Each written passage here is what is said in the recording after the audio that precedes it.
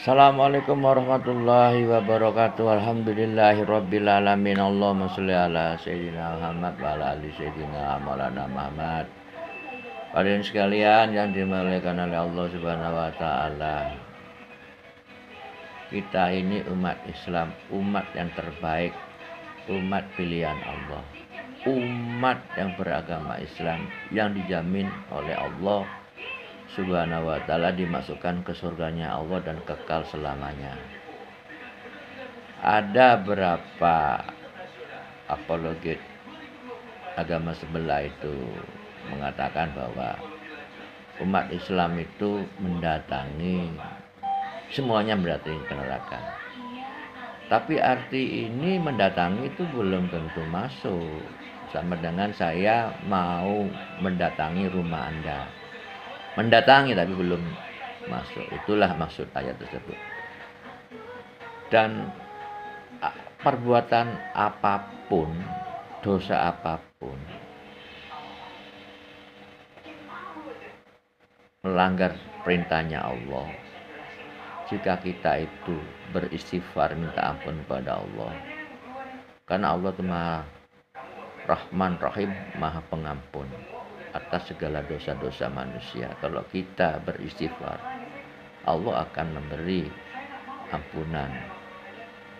Tetapi ada dosa besar yang tidak diampuni oleh Allah Subhanahu wa taala, yaitu dosa musyrik atau dosa kesyirikan.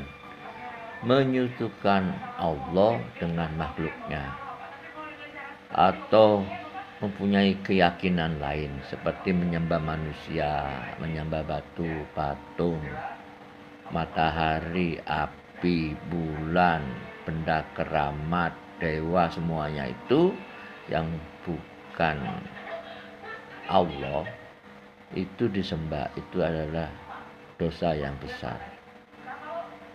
Hanya Allah yang Maha tahu.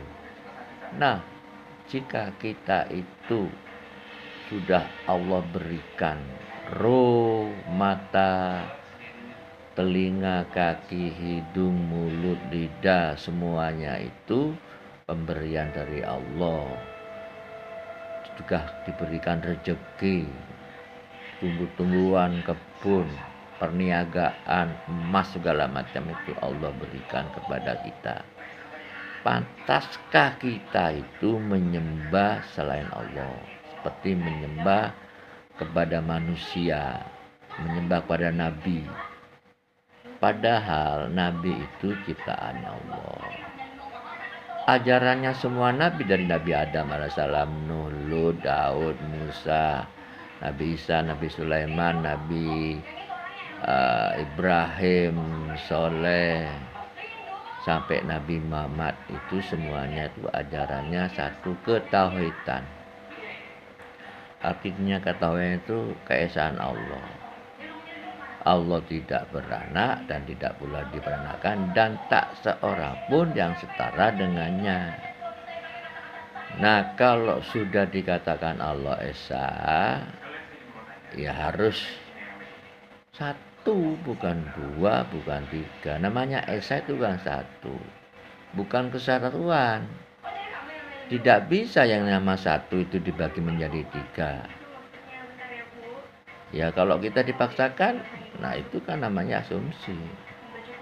Nah, nanti kalau kita menyembah selain Allah Subhanahu wa taala, menyembah makhluknya, nah kelak Tuhan-Tuhan mereka itu yang seperti matahari, bintang, api, bulan, patung, segala macam, nanti itu yang menyembah makhluk itu sama Allah, ditanya orang itu, mana Tuhanmu? Nah sekarang siapa yang berkuasa?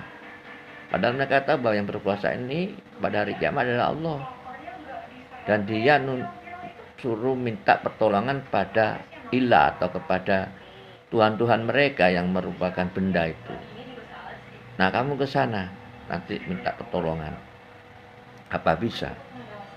Maka mereka orang kafir tersungkur waktu di hari kiamat nanti. Dia takut. Apakah benar ini agama Islam?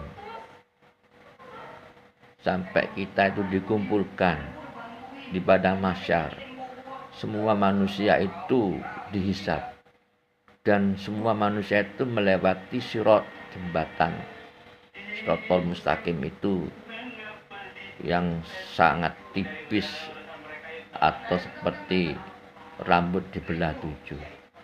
Nah, di sana itu manusia itu satu persatu menuju surga. Ada yang cepat kilat, ada yang seperti naik jet, ada yang seperti naik mobil, ada yang seperti naik sepeda motor, sepeda, ada yang berjalan, ada yang merangkak, ada yang akhirnya jatuh tergelincir ke neraka. Semua itu tergantung dari amal perbuatan kita. Selama kita itu hidup waktu akil balik, itu syariat Islam sudah ditetapkan. Harus sholat 5 waktu, puasa, zakat, haji bagi mereka yang kuasa, yang mampu. Jika tidak mampu, Allah memberikan banyak cara agar pahala. Orang yang fakir itu, orang yang tidak punya uang melaksanakan ibadah haji ke Mekah itu, Allah memberi keringanan. Satu contoh seperti sholat Jumat 40 hari berturut-turut, itu Allah memberikan pahala seperti haji. Dan juga banyak yang lainnya seperti kita sholat berjamaah di masjid, sholat subuh, terus kita duduk berzikir, bertasbih, baca Quran sampai terbitnya matahari, dan kita sholat Isra 2 rakaat, itu pahalanya seperti umroh dan haji sempurna. Itu sabda Rasulullah SAW. Jadi Islam itu sangat mudah kalau mau mengerjakan, tapi jangan dibikin mudah. Kalau kita tidak dikerjakan, ya bisa juga berat. Maka dari itu, untuk beramal baik itu dipaksakan. Jangan sampai kita tergoda oleh iblis, oleh setan yang tujuannya untuk menggelincirkan, misalkan kita agar kita kelak akan menjadi temannya ke neraka dan tinggal selama-lamanya. Kalau kita mengikuti ajaran iblis, setan itu jadilah musuh yang nyata.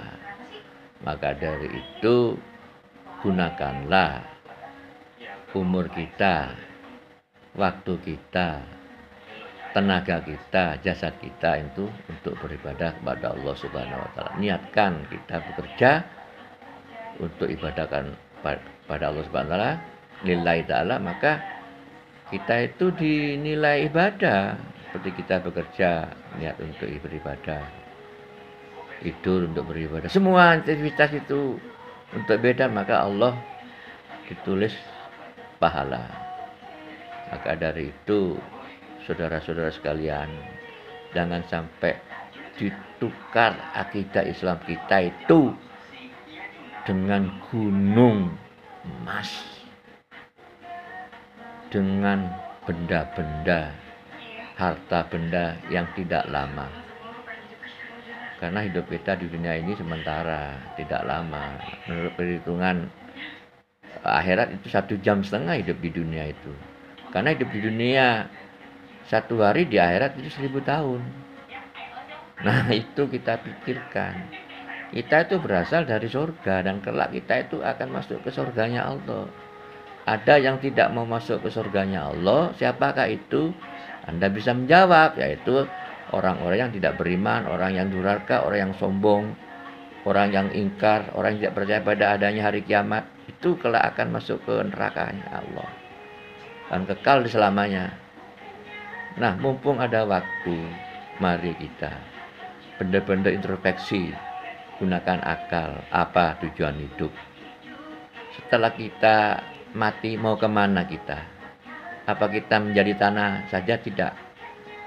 Karena kelak kita akan ditanya, bertanggung jawab apa yang kita kerjakan selama hidup di dunia. Mudah-mudahan bermanfaat bagi mereka yang menggunakan otak, berpikir dengan cara akal yang sehat. Sekian dari Lola Al Barokah Jember. Assalamualaikum warahmatullahi wabarakatuh.